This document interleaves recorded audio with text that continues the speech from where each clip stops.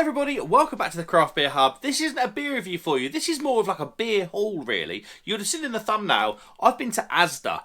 Now, I don't normally go to Asda for my craft beer generally. Number one, because there's not really an Asda near me. And two, I just never really felt like their beer hit the spot. I was kind of really quite bored with a lot of the stuff that they had on the shelves. It never really kind of got my juices flowing really. Not like maybe not so much recently, but certainly of a year ago. I could go in the supermarket into Tesco's or Morrison's if I was caught short for a weekend for craft beer. Normally I would get it from a bottle shop or Beers of Europe or somewhere similar, or straight direct from a brewery. But if I was ever caught short, I could go into Morrison's and Tesco's and be like, I can buy 4 cans, and I kind of would know I would get on with them. Generally they were styles that I would like, or they were beers that I had in the past that I knew if I had them again I would have got on with them because the quality was there. Morrison's and Tesco's, I have to say, they've got pretty boring. The quality has nosedived. And obviously this is one thing about this video. This is the Asda, kind of an unboxing beer hauly kind of video, so I haven't tried any of these beers yet. But the quality dropped off on the Tesco and Morrison stuff. And to be honest with you, the choice of styles got boring. That's where this video becomes different, because the styles that I've got behind me from Asda on the table, normally where the Beer Monster beer machine is, that's downstairs. But some of these styles they're nothing groundbreaking in terms of craft beer. But when you look at the breweries that are brewing them and the styles that they are, there's a bit of interest there.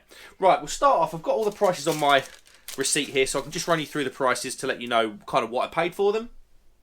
Let's start with this.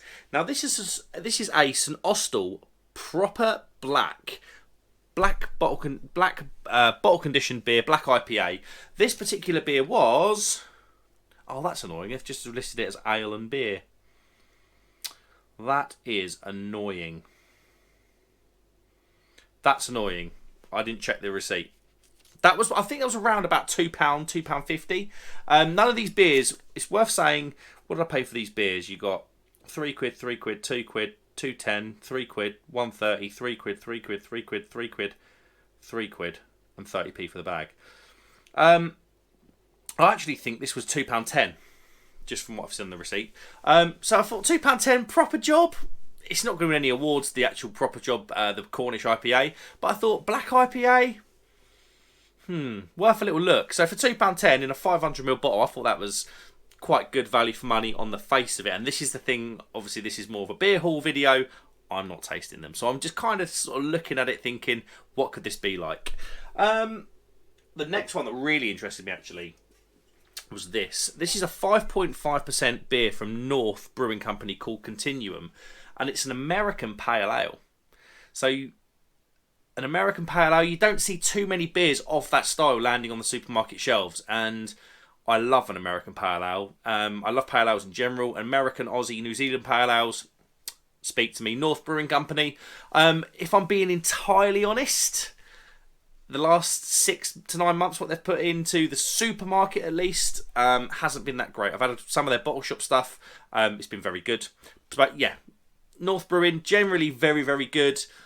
But supermarket form, because it's almost like a difference. It's almost like a different type of form, supermarket form to bottle shop form. Let's see, that would have been £3, that beer. Now this is the one that I kind of, the style interested me, but I can't say I'm that bothered about Kirkstall, if I'm being entirely honest. Admittedly, I haven't had too much of their stuff. Their stouts tend to be pretty decent. But this is a Belgian blonde beer. There you go. 5.5% Belgian blonde beer. Does that say how much that was? That's probably around about £3 again. I love a blonde. I say I like Belgian beers. I kind of get along quite well with Belgian beers. Blonde beers I absolutely love. So that should be really quite interesting, but being refreshing and light at the same time, with the Belgian kind of providing the interesting parts and the blonde providing that light, summery vibe. And obviously when you look at the time of year it's been released, this is, where are we now? This is the early part of June.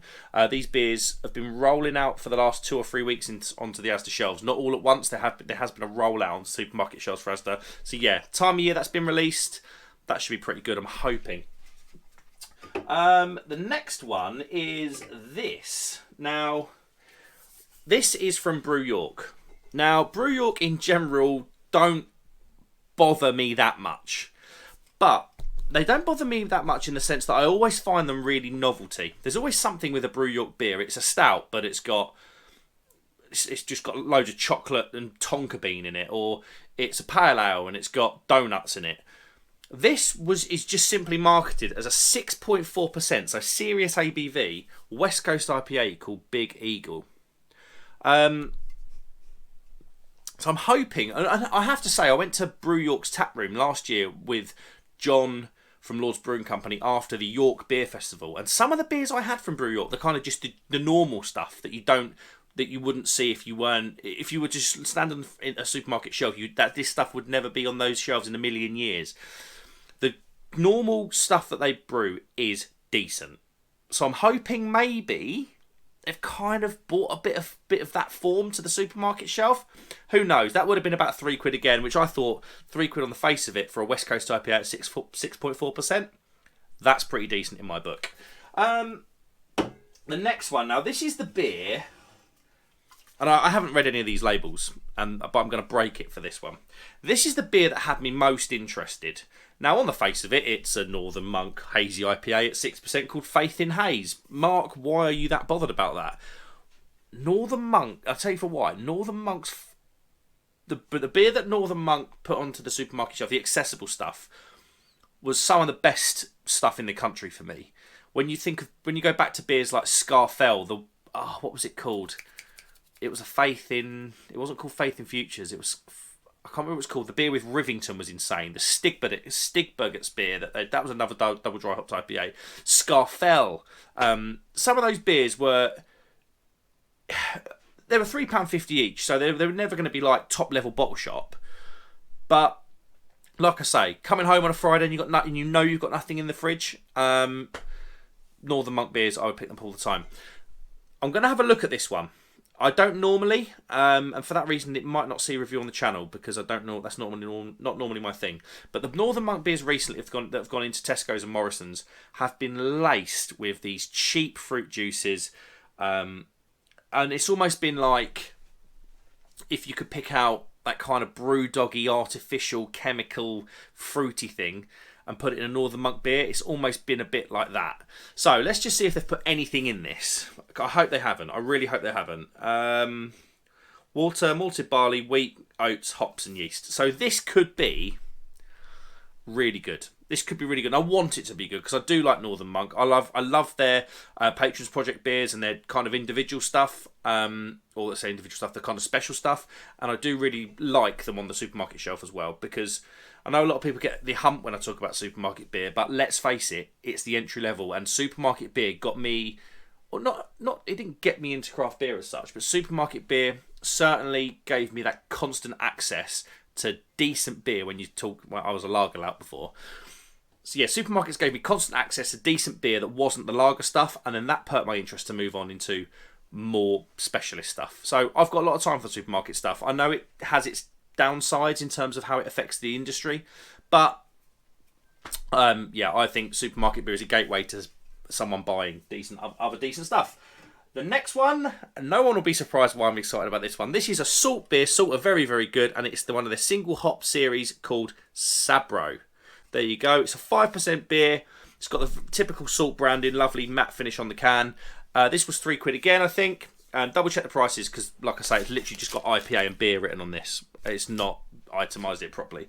But salt, yeah, very good. Got fantastic form. In and out of the supermarket. Their single hop series has actually been quite decent. I had the one in the pink can. Was it a Zaka? And then I had the Citra. And I enjoyed both of those beers. So I'm hoping that this is decent. And it's Sabro. It's going to be coconut. It's going to be limey and citrus. Sounds pretty decent. The next one. This is a one that really, really interested me. Now, this is a Scottish brewery collab. So this is a Scottish collab. This is from the guys at Brewgooder and Overtone. And this is a juicy pale ale at 5.1%. It's just simply called Juicy Pale Ale. Brewgooder... I don't really drink a lot of their stuff. I find them really average in the craft beer world. They're not bad. I don't mean that to sound bad or anything like that. It's just I generally I would scroll past their beers if I was ordering beers on my phone, rightly or wrongly. And that's just from past experiences. What does excite me about this is Overtone are involved. Now, Overtone are insanely good. Like, insanely good. I've had quite a lot of different Overtone beers through a lot of different styles. The favourite one I had, I think it was a double IPA called Sabro. Amazing beer. So, yeah, really excited for that one. The next one's from a brewery that I haven't had any... Oh no, Tooth and Claw. Were they the brewery from Surrey? No. Tooth and Claw. Never had anything from Tooth and Claw. This is just a tropical IPA. I'm hoping it doesn't have like pineapple juice or whatever else in it. But yeah, really excited for that. My phone's going, so I'll wrap this up quickly. And then Thornbridge, Lord Marple's bottle conditioned classic bitter at 4%. It's Thornbridge, and it's a bitter. It should be good. It's bottle conditioned as well, which is just a nice little touch. So yeah, that's what I'm really excited about. Was there another one? I feel like there was another beer there. Maybe there wasn't. That's just a few of the beers that are new on the Asda shelf. I'll be getting into a few of these on the channel, but I'm going to be doing a couple of live streams coming up, so a few of them make the live streams, but yeah. Quite excited. Decent lineup. Interesting breweries, brewing interesting and slightly different styles that you would normally see on the supermarket shelf, and for like a max, they're all between sort of £2 and £3. They're worth a look, I think. Guys, thank you very much for watching. Like, subscribe if you'd be so kind. Let me know if you've had any of these beers. Don't tell me what the taste, but tell me if they're decent. I'm really excited for this. And for this reason, I think Asda might have won the summer 2023 battle for the battle of the supermarket shelves when it comes to craft beer. Because the Tesco drop was disappointing, very Brewdog dominated and very low quality dominated. And then the Morrison's drop was, yeah, poor. So on the face of it, Asda look like they've got their act together, and looks like they're going to be providing some half decent beer for a good price. But yeah, let's see. Like, subscribe, guys, if you'd be so kind. I'll see you on the next one. Cheers.